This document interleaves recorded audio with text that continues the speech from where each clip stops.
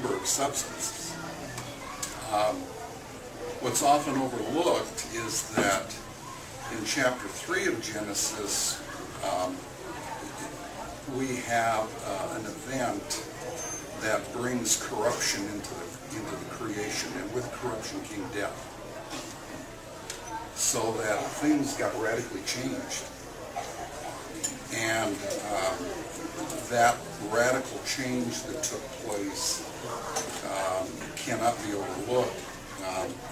So that while it is very true that many of these things may have had full positive value before the fall, we now have a situation in which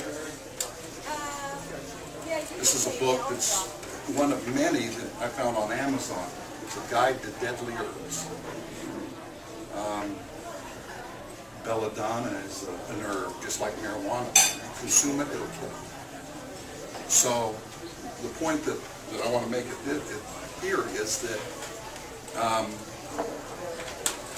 there is a parallel in the way that the Bible treats alcohol that I believe is applicable to marijuana.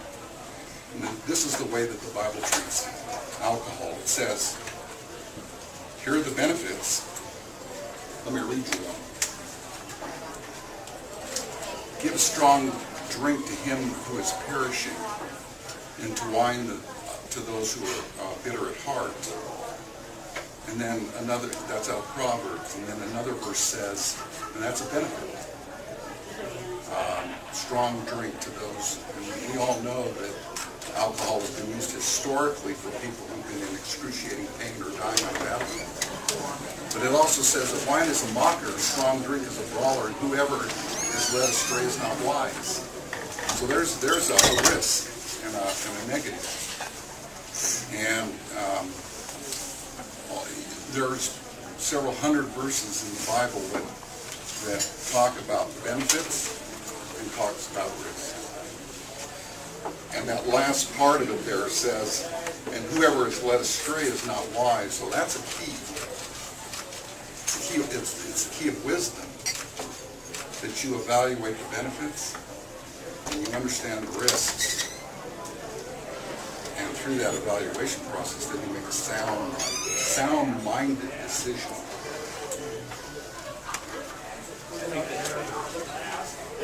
Well, that's a good question. What are the risks? What are the risks? I mean, What are the risks of Marijuana. well, there's many. Let me just back up so you know who's talking. I've been a Christian believer for 40 years, and I'm a recent medical marijuana patient. No.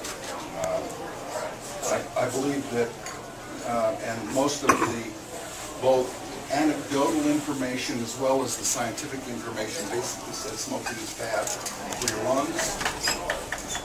And so I either take it via edibles or via vaporization. Does it help you for whatever you take? Yes, it does. Let me also say this, just so that people recognize that marijuana is a powerful drug. It's a powerful drug. Again, remember, there are benefits and there's risks. There are a number of risks. One of the risks is that it's complicated. I think that's one of the first risks. There's a lot of variables. And so that In its effect? in its effect, yes, but practical variables in the sense that there's a lot of different strengths of medicine. Now, let's say you go to your local Walgreens and your doctor's giving you out a prescription for an opiate. He basically puts that opiate prescription that's been produced has a set amount of drug, okay, active drug in it, so that you know pretty much when you dose yourself what you're getting. At this particular time in history here, we don't have that benefit for the use of marijuana. Strains of marijuana that are available in the dispensaries can vary from, in terms of the complexity of the chemical compounds, can vary greatly. And thus, you can do your homework and your research to try and, as best as possible, know what you're ingesting. But it's still some hit and miss. And, well, yeah, that's very true. Well, and alcohol kills your brain cells, and marijuana does not. And I asked my neurologist about it. Yeah, I think just from an outside perspective here, what's being said is interesting and important. I mean, we're seeing the big picture. But to bring it back to the Bible, what we want to do is discover whether or not Christians have the liberty to even use it as an option. I went in and talked to a dispensary today. We've actually got quite a good relationship with the guy at a dispensary who said he'd be here. He's not chicken. So, his name may be, it sounds like Floyd. There's a reason he's not. He's busy. He told me that he had, and he was very candid, one of his biggest issues is the abuse. He sees a lot. He said 50 to 60% of the people that walk through that door are not legitimate medical marijuana users. My initial thought was shock, but then I had to ask the question, so what? Does that mean that there isn't legitimate medical purposes for it? Or is there a problem with the way in which the law is written?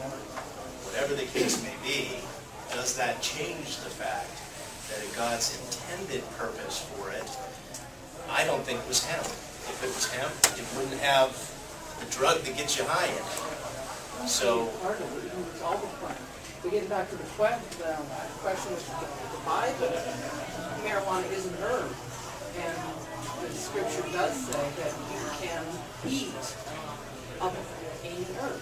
yes. Except for poisonous ones now, but it says to eat. It doesn't say to smoke the herbs, but It says for food, though, and are you seriously considering that you're eating marijuana as a food supply?